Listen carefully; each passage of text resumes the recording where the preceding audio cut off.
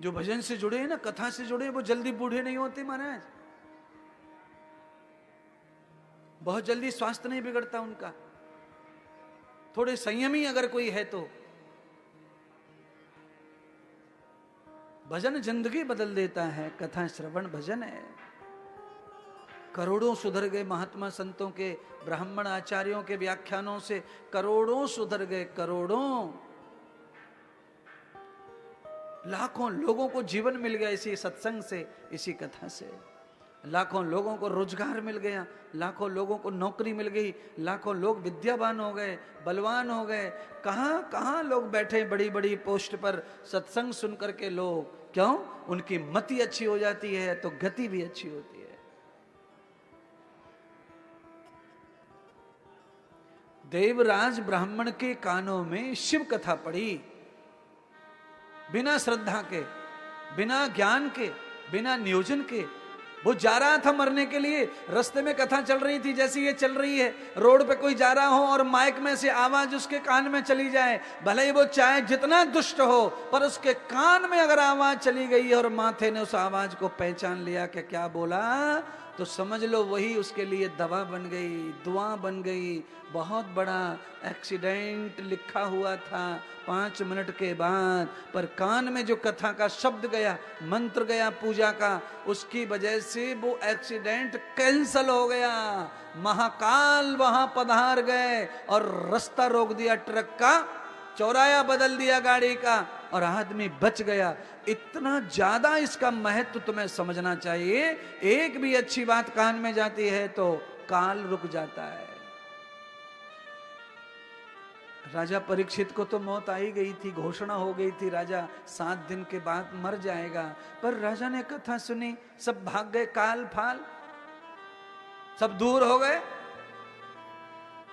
भाई साहब ये आडंबर नहीं है, मैं सबको बता रहा हूं, इसको कोई आडंबर मत समझना, ये बिल्कुल प्रैक्टिकल अनुभव की बातें बता रहा हूं।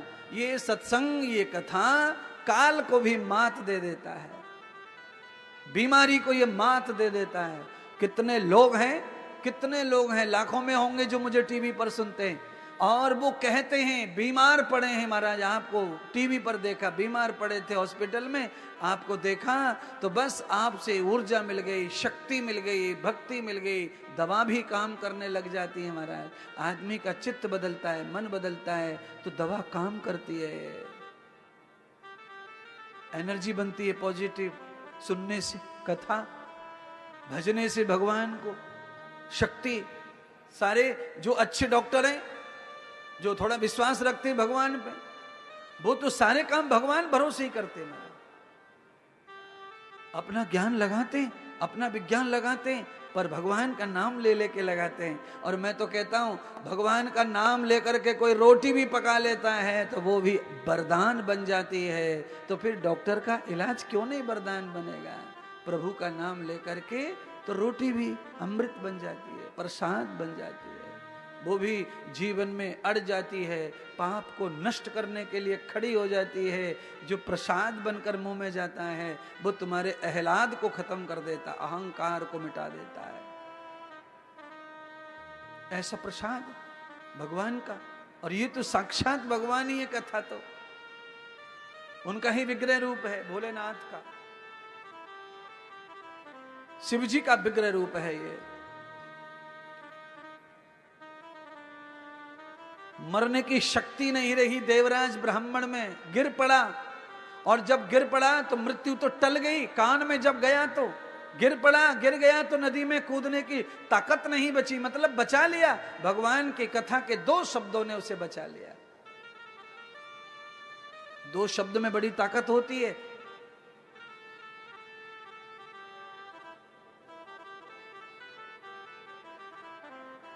और वो 2 शब्द कहां हैं, कौन है? आप सब जानते हैं वो 2 शब्द कौन है,